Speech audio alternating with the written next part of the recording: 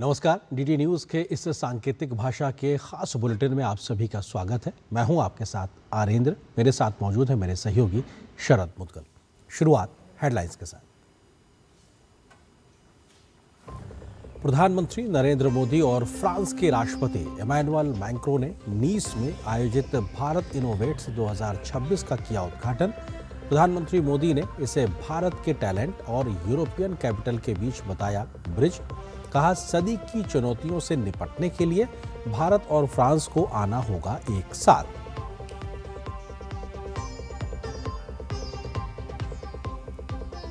प्रधानमंत्री नरेंद्र मोदी ने भारत इनोवेट्स 2026 में दुनिया की प्रमुख कंपनियों के सीईओ और प्रबंध निदेशकों से की मुलाकात।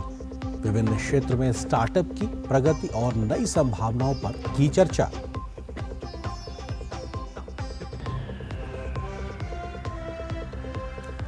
अभिषेक बनर्जी पर जांच एजेंसियों का कस रहा है शिकंजा। फर्जी हस्ताक्षर मामले में अभिषेक बनर्जी की सीआईडी के सामने दोबारा पेशी। शुक्रवार को अभिषेक से करीब 5.5 घंटे हुई थी पूछताछ।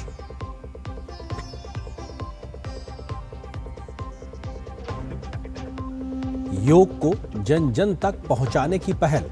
आयुष मंत्रालय ने बताया, YouTube पर सीधे योग प्रसारण के सबसे अधिक दर्शकों का गिनीज वर्ल्ड रिकॉर्ड। 4,35,000 से अधिक लोग ऑनलाइन योग सत्र में हुए शामिल।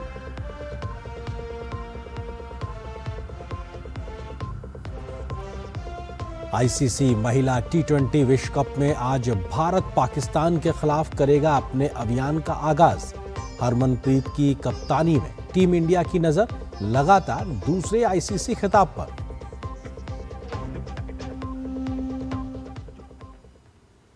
फ्रांस के शहर नीस में भारत इनोवेट्स 2026 का उद्घाटन हो गया है। इस मौके पर राष्ट्रपति इमैनुअल मैक्रों और प्रधानमंत्री नरेंद्र मोदी मौजूद रहे। प्रधानमंत्री मोदी ने फ्रांस की साझेदारी के लिए विशेष तौर पर राष्ट्रपति इमैनुअल मैक्रों का आभार जताया। उन्होंने कहा कि भारत इनोवेट्स सतत विकास और मानवता की चुनौतियों का समाधान साथ मिलकर करता है। भारतीय टैलेंट और यूरोपियन कैपिटल के बीच एक ब्रिज का काम कर रहा है भारत इनोवेट्स। भारत यात्रा के दौरान आपने कहा था कि इस सदी की चुनौतियों के समाधान के लिए भारत और फ्रांस को एक साथ आगे आना होगा। आज मैं गर्व से कह सकता हूं कि इनिशिएटिव उसी दिशा में एक कदम है। भारत इनोवेट्स का ये मंच भारत के टैलेंट और यूरोपियन कैपिटल के बीच एक ब्रिज बन रहा है। एक ऐसा प्लेटफॉर्म जहां भारत के यंग माइंड्स को यूरोपियन एक्सपर्टीज से जुड़ने का अवसर मिल रहा है। एक ऐसा भारत जो सॉल्यूशंस का कंज्यूमर नहीं, सॉल्यूशंस का कंट्रीब्यूटर बनकर के उभरा है। भारत दुनिया का तीसरा बड़ा स्टार्टअप इकोसिस्टम है। प्रधानमंत्री ने कहा कि भारत में करीब 2 लाख से ज्यादा स्टार्टअप काम कर रहे हैं। दुनिया भर के निवेशकों और वेंचर कैपिटल के लिए ये एक बड़ा अवसर है। साथ ही उन्होंने बताया कि इनोवेशन की महानता वैल्यूएशन में नहीं, उसके ह्यूमन इम्पैक्ट में है और भारत का डीएनए इनोवेशन का है। Bharat innovates with scale and speed. Bharat innovates for a sustainable future and Bharat innovates for the whole world. Innovation और inclusion एक दूसरे के विरोधी नहीं है, बल्कि पूरक है। इसका मतलब है किसी भी इनोवेशन की महानता केवल उसके वैल्यूएशन में नहीं होती। उसकी महानता उसके ह्यूमन इम्पैक्ट में होती है। यही भारत इनोवेट्स की भावना है। यही भारत का दृष्टिकोण है। Innovation is in India DNA. हजारों वर्षों से भारत ने अपने नॉलेज और इनोवेशन से दुनिया को नई दिशा दी है। आज हमने इसी विरासत को नई गति और नई दिशा दी है। भारत इनोवेट्स 2026 में प्रधानमंत्री नरेंद्र मोदी ने AI, quantum, deep tech, finance और विभिन्न क्षेत्रों के निवेशकों, दुनिया के प्रमुख कंपनियों के सीईओ और प्रबंध निदेशकों से मुलाकात की। ये कंपनियां भारत में निवेश कर देश की विकास में अपनी अहम भूमिका निभा रही हैं। प्रधानमंत्री ने भारत में उनके काम करने के अनुभव और सफलताओं की जानकारी हासिल की। उन्होंने विभिन्न क्षेत्र में स्टार्टअप की प्रगति और नई संभावनाओं के विषय में भी चर्चा की। प्रधानमंत्री ने निवेशकों को भारत के विभिन्न स्टार्टअप्स में निवेश करने और नए अवसर तलाशने के लिए प्रोत्साहित भी किया।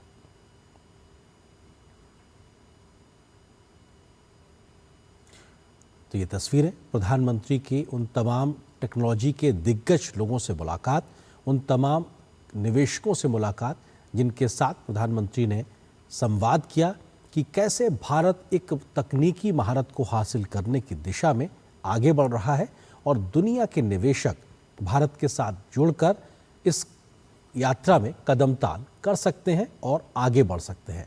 तमाम निवेशकों, आईटी कंपनियों के दिग्गजों, सीईओ ने भी प्रधानमंत्री के साथ गंभीरतापूर्वक संवाद किया और भारत की इस प्रगति यात्रा में अपना योगदान देने को लेकर एक प्रकार से उन्होंने उत्सुकता जाहिर की है।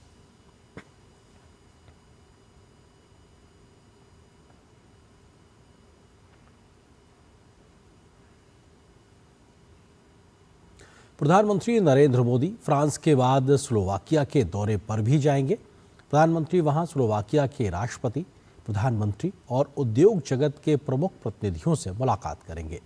भारत और स्लोवाकिया के बीच बढ़ते व्यापार, निवेश और रणनीतिक सहयोग के बीच ये दौरा बेहद अहम माना जा रहा है। दोनों देशों के बीच करीब 3 दशक पुराने कूटनीतिक संबंध हैं। 1993 में स्लोवाकिया की स्वतंत्रता के बाद यह किसी भी भारतीय प्रधानमंत्री की पहली यात्रा है।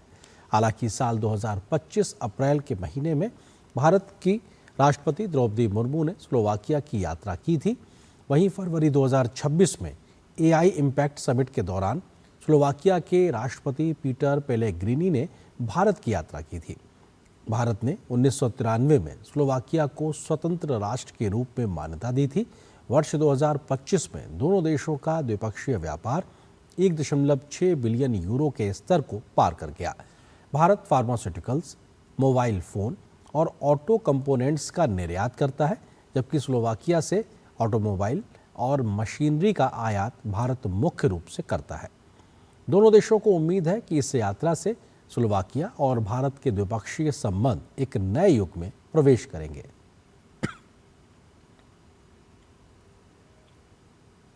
काफ़ी आशाएं हैं हमें इस यात्रा से, क्योंकि ये हमारे जो संबंध हैं उनको एक नए लेवल पे ले जाएगी। और उसके बाद जो हमारे अगले दशक की जो दिशा होगी वो इस यात्रा से हमें लगता है कि जो डिसीजंस इस यात्रा में होंगे उससे आगे की जो कुछ सालों की जो हमारे इंडिया स्लोवाकिया का संबंध किस दिशा में जा रहा है उस ये निर्धारित होगा। प्रधानमंत्री नरेंद्र मोदी ने अपने सोशल मीडिया प्लेटफॉर्म एक्स पर देश में स्वास्थ्य क्षेत्र में पिछले 12 वर्षों में हुए बदलाव को लेकर एक पोस्ट शेयर किया है। प्रधानमंत्री ने भारत के स्वास्थ्य सेवाओं को बेहतर बनाने के निरंतर प्रयासों को उजागर किया है। प्रधानमंत्री ने कहा कि भारत ने इस अवधि में स्वास्थ्य सेवाओं को अधिक किफ़ायती और सुलभ बनाने की दिशा में लगातार काम किया है। उन्होंने पोस्ट में लिखा कि पिछले 12 सालों में भारत ने अच्छी क्वालिटी वाली हेल्थ केयर को ज़्यादा सस्ता और आसानी से उपलब्ध कराने के लिए काम किया है। हमें गर्व है कि हमारी पहचान दुनिया के सबसे बड़े health care program Ayushman Bharat वाले देश के तौर पर है, जो सबसे ज़रूरतमंद लोगों को बेहतरीन हेल्थ केयर उपलब्ध कराता है। पीएम मोदी भारतीय जन औषधि परियोजना जैसी दूसरी कोशिशों से उन्होंने दवाइयाँ सस्ती होने की बात कही। स्टेंट और घुटने के इम्प्लांट की कीमतें कम हुई हैं और इससे कई लोगों को फ़ायदा हुआ है। साथ ही ज़्यादा संस्थाओं और सीटों की वजह से लोगों के लिए मेडिकल एजुकेशन की ज़्यादा आसानी से उपलब्ध हुई है। एक स्वस्थ भारत बनाने के लिए हम अब तक हुई इस प्रगति को और आगे बढ़ाएंगे।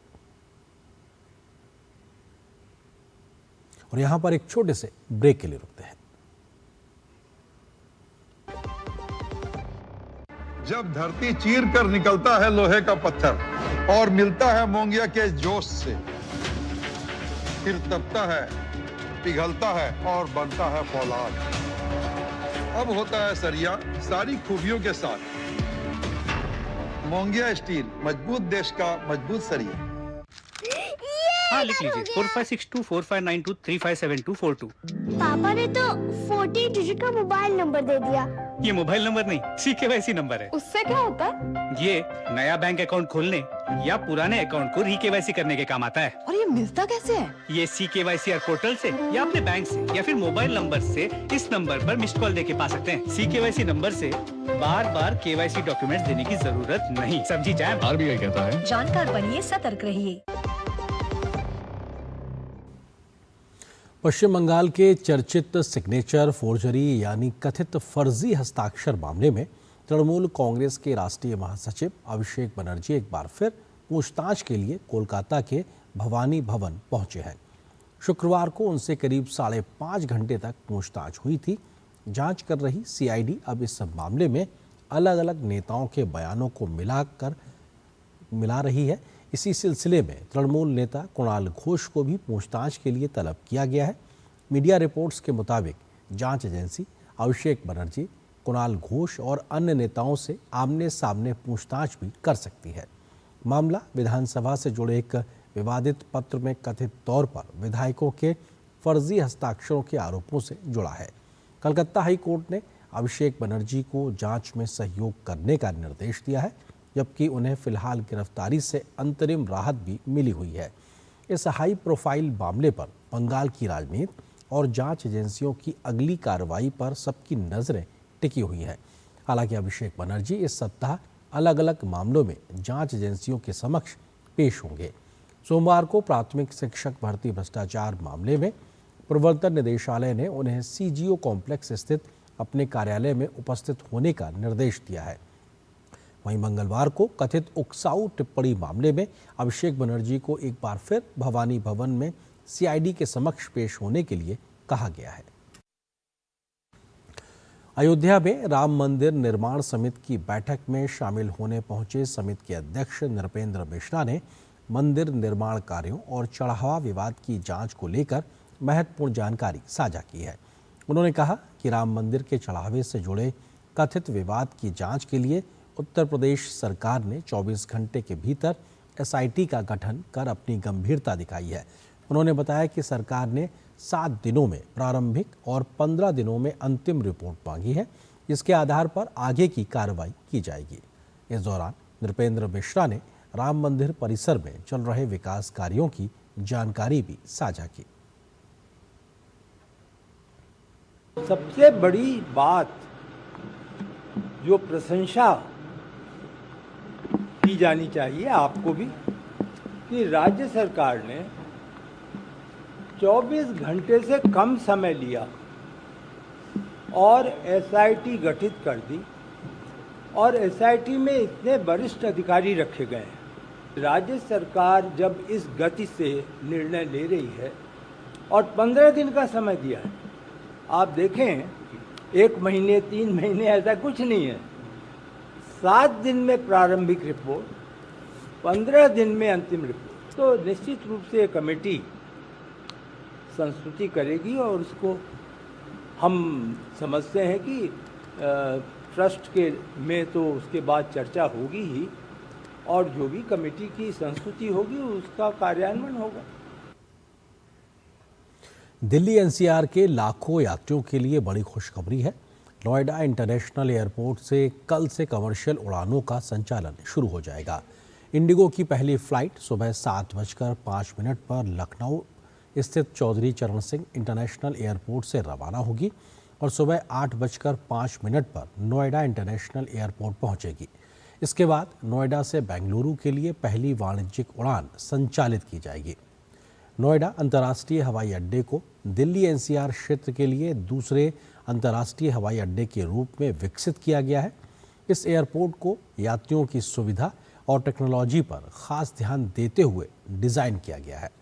यहाँ मिलने वाली सुविधाओं में सेल्फ चेक इन कियोस्क, डिजी यात्रा सिस्टम के तहत biometric boarding, automated baggage drop counter और ज़्यादातर पेपरलेस ट्रैवल प्रोसेस शामिल है, जिसका मकसद भीड़ और इंतज़ार के समय को कम करना है। नोएडा इंटरनेशनल एयरपोर्ट के पहले चरण का उद्घाटन प्रधानमंत्री नरेंद्र मोदी ने 28 मार्च को किया था। हवाई अड्डे के उद्घाटन के अवसर पर प्रधानमंत्री मोदी ने इसे न केवल उत्तर प्रदेश बल्कि पूरे उत्तर भारत की कनेक्टिविटी, व्यापार और आर्थिक विकास के लिए एक ऐतिहासिक परियोजना बताया था। बेंगलुरु में विकसित भारत के कार्यक्रम के दौरान केंद्रीय वित्त मंत्री निर्मला सीतारमण ने विपक्ष के नेता राहुल गांधी पर निशाना साधते हुए कहा कि लोकसभा में उनके भाषणों में अक्सर देश की उपलब्धियों को कमतर आंकने और निराशा का माहौल बनाने की कोशिश दिखाई देती है। विकसित भारत कार्यक्रम में संबोधित करते हुए वित्त मंत्री ने कहा कि भारत के सामने किसी तरह की आर्थिक आपदा नहीं खड़ी है।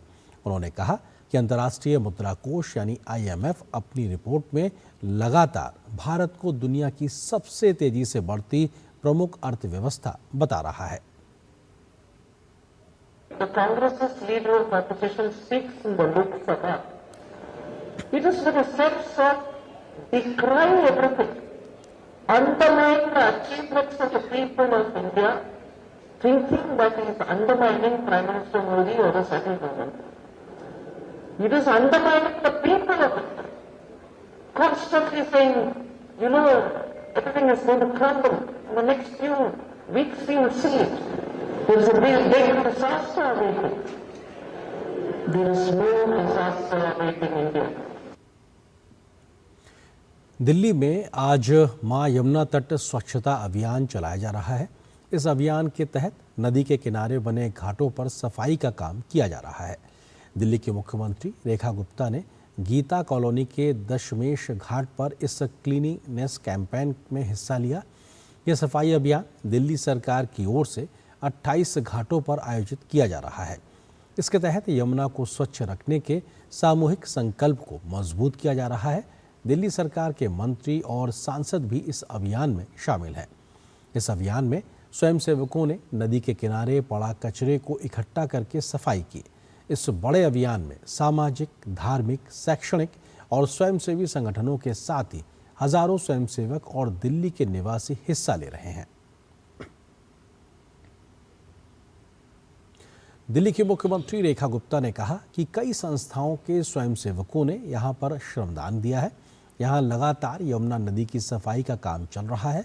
सैकड़ों टन कूड़ा यहां से निकाला जा रहा है। इस ओर हम सभी को मिलकर काम करना होगा।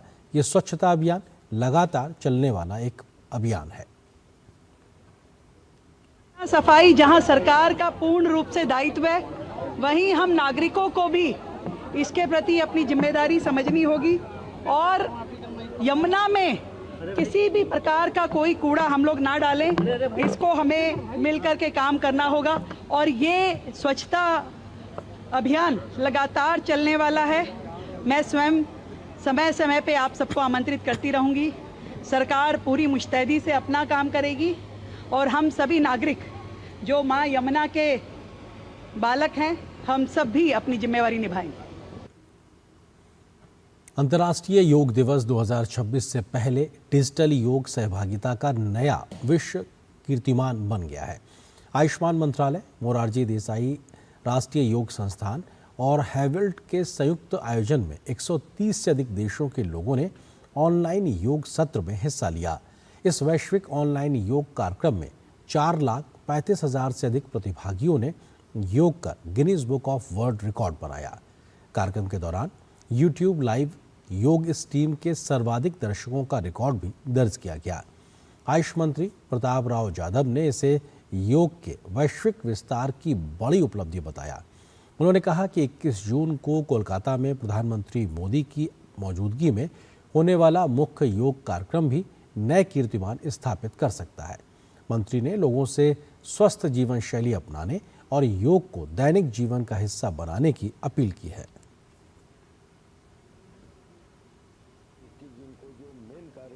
वाला है वो हमारे प्रधानमंत्री श्री नरेंद्र मोदी जी के उपस्थिति में कोलकाता शहर में होने जा रहा है।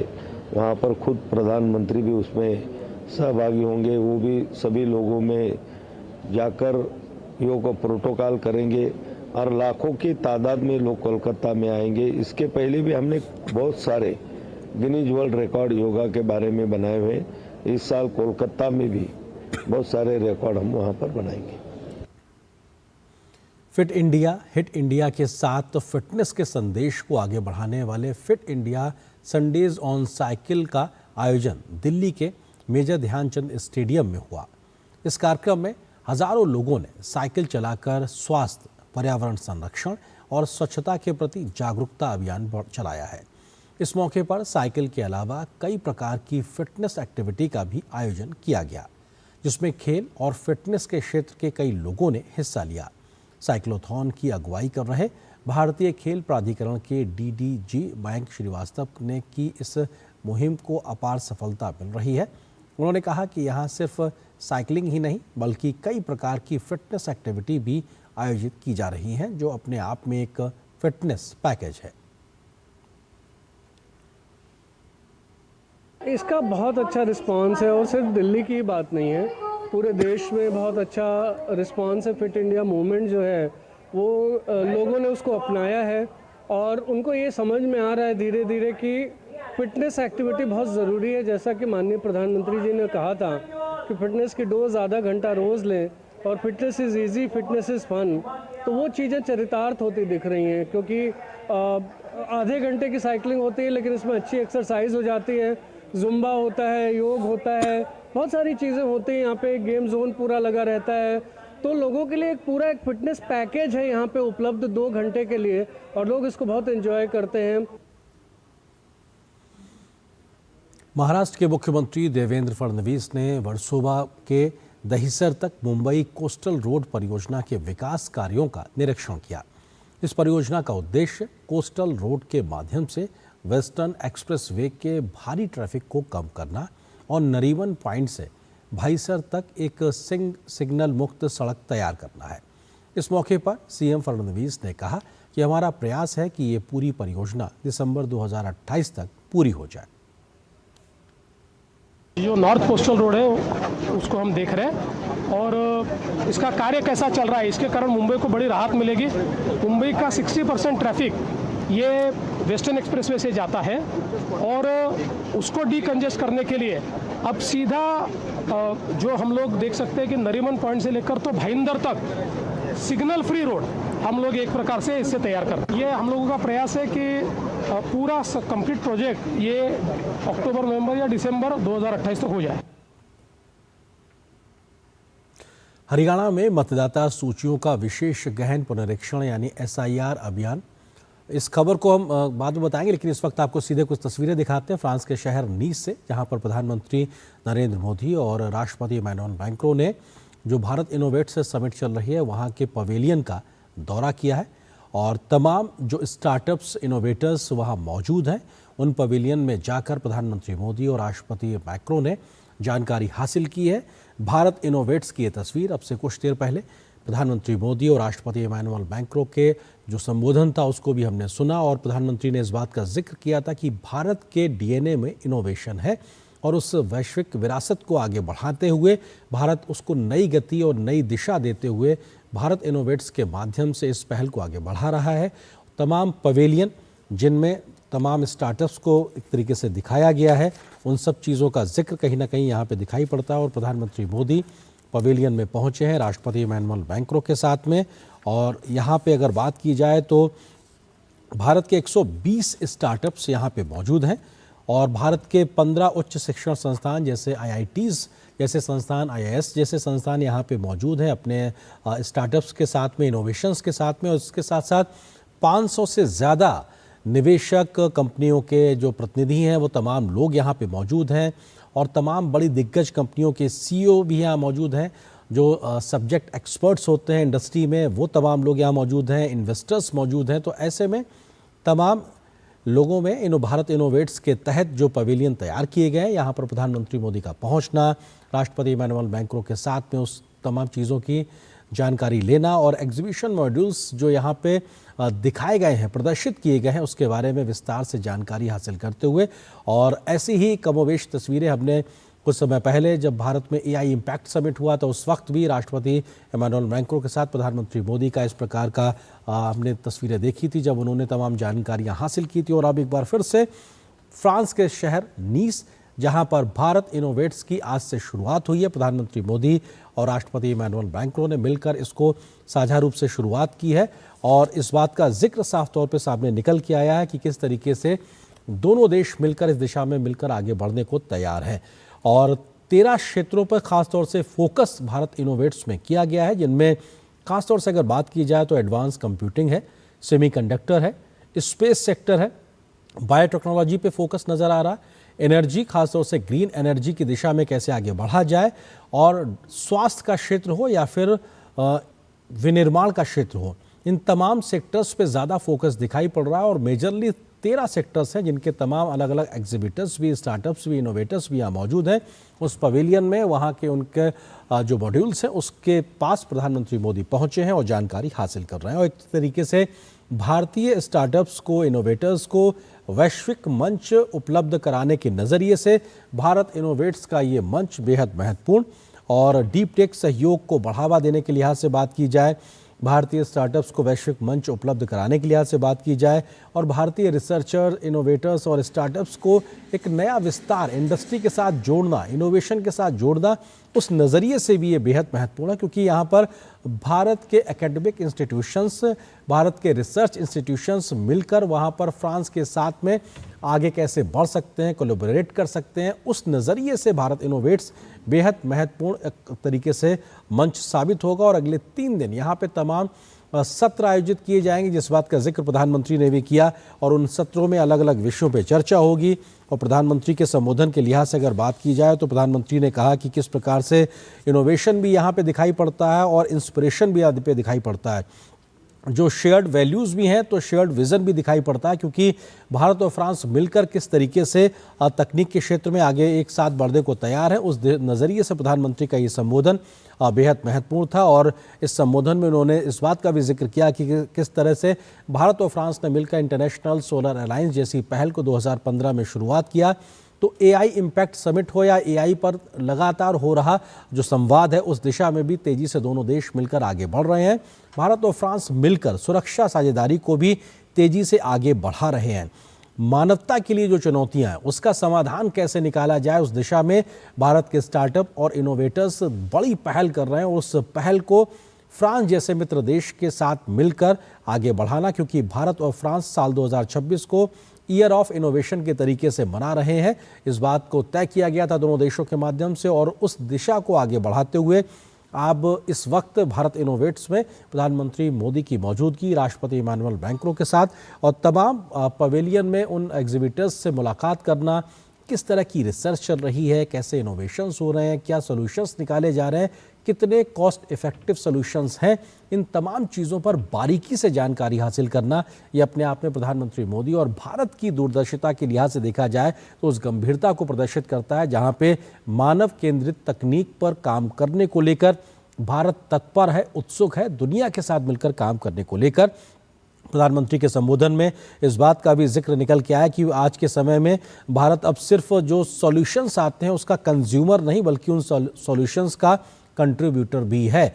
महज हम लोगों के द्वारा दिखाए जा रहे समाधान के उपभोक्ता नहीं है, बल्कि हम दुनिया की समस्याओं के लिए, वैश्विक चुनौतियों के लिए समाधान देते हुए भी आगे बढ़ रहे हैं। ग्रीन एनर्जी जैसी, क्योंकि एनर्जी सिक्योरिटी को लेकर आज दुनिया चिंतित नजर आ रही है, ऐसे में तमाम वैश्विक चुनौतियों के बीच में कैसे समाधान भारत के स्टार्टअप इनोवेटर्स दे रहे हैं वो भी अपने आप में बेहद महत्वपूर्ण। तो ये तस्वीरें नीस के शहर से, जहां पर भारत इनोवेट्स के बीच में जो पवेलियन है वहां पर पहुंचे प्रधानमंत्री मोदी राष्ट्रपति इमैनुअल मैक्रों के साथ में। तो इस बुलेटिन में फिलहाल बस इतना ही, लेकिन डीडी न्यूज़ पर खबरों का सफर लगातार जारी रहेगा। मुझे और मेरे सहयोगी शरद, हम दोनों को दीजिए अनुमति। नमस्कार।